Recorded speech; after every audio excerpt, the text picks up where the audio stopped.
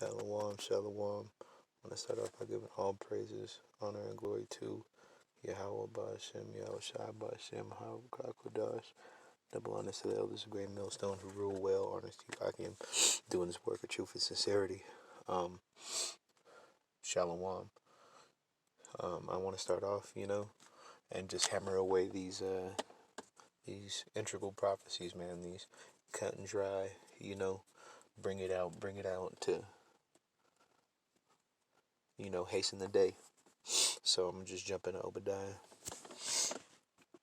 The vision of Obadiah, thus saith the Lord concerning Edom, who is Jacob's brother, who was wasted away in the flesh, meaning that the pale skinned Edomites, man. We have heard a rumor from the Lord, and an ambassador sent among the heathen. Arise ye, and let us rise up against her in battle. And you're seeing that right now heavy with Ishmael. This war is almost 18, 19 years old, really, because they had SF in there in 2001, so 19 years old. And now Syria, we're also clashing with the Syrians and fucking Turks and Russians, on a daily basis. So the heathen is being rised up, and Esau is also divided amongst himself, fighting the Turks and Russians, man. Behold, I have made thee small among the heathen, thou art greatly despised. And, like we always say, look at North Korea building up. Look at all these nations being built up, and especially I want to point out the tribe of Issachar, man. Issachar, monetarily and militarily as well, is more stable than a lot of these nations, man. The pride of thine heart has deceived thee, thou that dwellest in the clefts of the rock, whose habitation is high, that saith in his heart, who shall bring me down? And that's the calling cards for Esau, or Easy is that he loves being in high places, man, whether it be in business and finance, whether it be where they place their homes, whether it be, venturing outer space. Esau likes being high, man.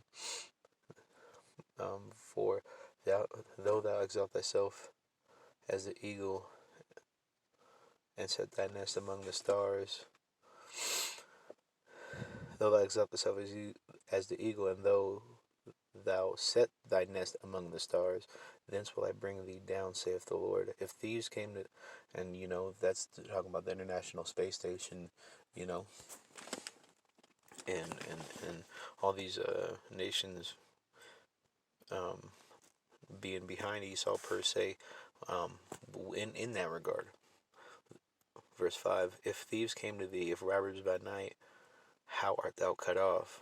Would they not have stolen till they had enough? Meaning, normally you could survive being robbed, but the Most High is not leaving nothing. If the grape gatherers came to thee, would they not leave some grapes? And that's just talking about, that there's not going to be anything left, man. The Most High is going to do away with your place. Easy E. How are the things of Esau searched out? How are the hidden things sought up?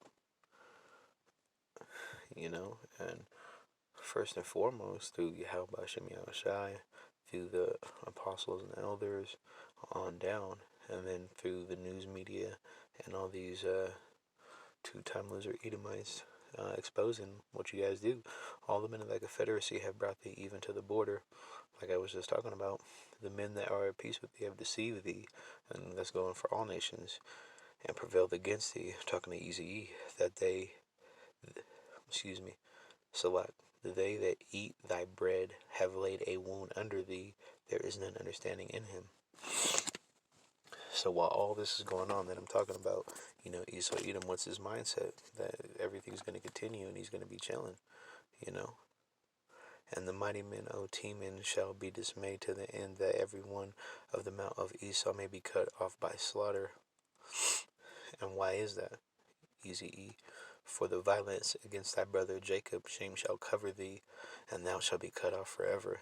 In the day that thou stoodest on the other side, in the day that the strangers carried away captive his forces, and foreigners entered into his gates and cast lots upon Jerusalem, when the Most High let all these nations have their way with us, even thou was one of them. Period. And that's why. But thou shouldest not have looked upon thy brother in the day that he became a stranger. Neither shouldest thou have rejoiced over the children of Judah in the day of their destruction. Neither shouldest thou have spoken proudly in the day of distress. And these are the reasonings for why the Most High is going to bring what he's going to bring.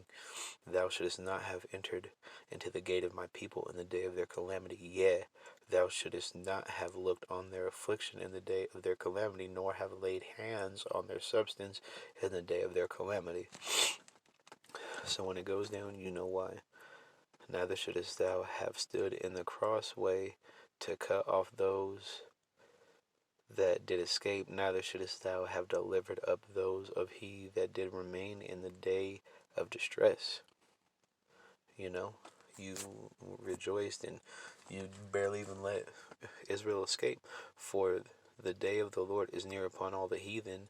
As thou hast done, it shall be done unto thee. Thy reward shall return upon thine own head. Verse 16. Because I was cutting dry, and I'm going to end it on this one. For as ye have drunk upon my holy mountain, so shall all the heathen drink continually. Yeah, they shall drink, and they shall swallow down, and they shall be as though they had not been. And with that, I'm going to give all praises, honor, and glory unto Yahweh Ba'ashem, Yahushua Ba'ashem, Harakak Wadash, double honor to the elders, a great millstone, honor to you, Akim, and sincere shalom.